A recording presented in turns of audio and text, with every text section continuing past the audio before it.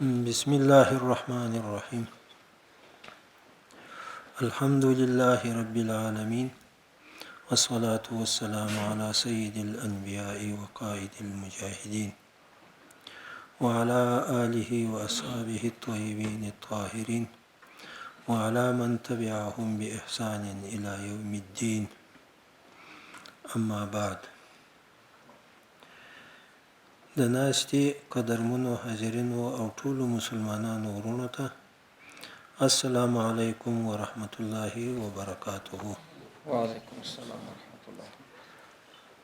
خوشاله یو چې نن یو ځل بیا د کوچني اختر د اعلان په مناسبت جوړه شوې ناستې کې د خوښۍ ځای دی چې د میاشتې د لیدلو مرکزی کمیټه چې د علی القدر امیر المؤمنین حفظه الله په هدایت جوړه شوې او په تشکیل کې د هیواد د بیلابیلو وزارتونو او ادارو څخه محترم شیوخ اعظام او جید علماء کرام شامل دي.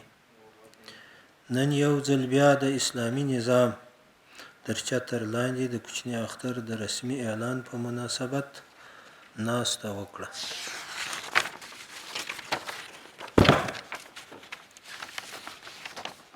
د افغانستان اسلامی امارت د میاشتې د لیدو د مرکزی کمیټې د رسمي اعلان په اساس د ګران هیواد افغانستان په فراه، هلمند، پکتیکا، غزنی، زابل، بادغیس، جوزجان او داسې نورو ولایتونو کې ګڼ شمېر هیوادوالو د شوال مکرم یعنی کوچني اختر میاشتې لیدلې او شرعي محاکمو ته د میاشتې د لیدلو شاهدي وړاندې کړې او شاهدي شرعاً معتبره وبلل شوه.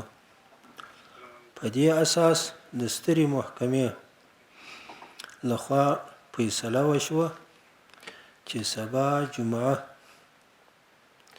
اوله د شوال مکرم یعنی لومړی د شوال مکرم د 1444 هجری قمری چې د 1402 هجری شمسی د ثور د میاشتې له لومړۍ نیټې سره برابر ده د کوچني اختر لومړۍ ورځ ده.